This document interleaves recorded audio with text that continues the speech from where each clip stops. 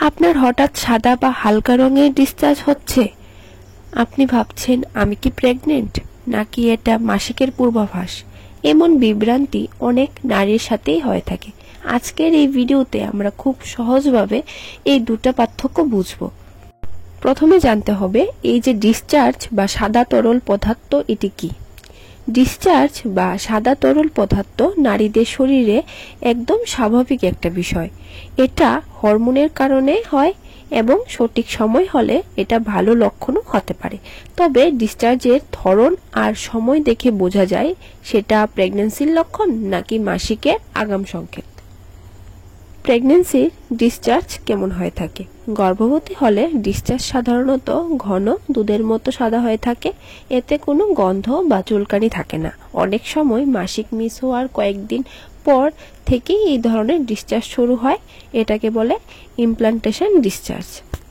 তবে এখানে আমি একটা গুরুত্বপূর্ণ বিষয় বলবো যে সব মহিলাদের ক্ষেত্রে যে একই রকম ডিসচার্জ যাবে তার কিন্তু কোনো কথা নয়।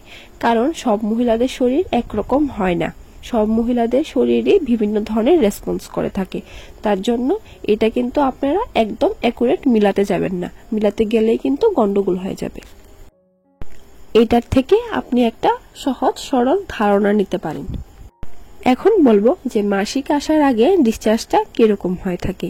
মাসিকের ঠিক আগে অনেকেরই সাদা বা পাতলা ডিসচার্জ হয়, কিন্তু সেটা একটু জলীয় বা ফ্যাকাশে হতে পারে। এর সাথে পেটে ব্যথা ও বুকের ব্যথাও হতে পারে, যেটা মাসিকের সাধারণ লক্ষণ।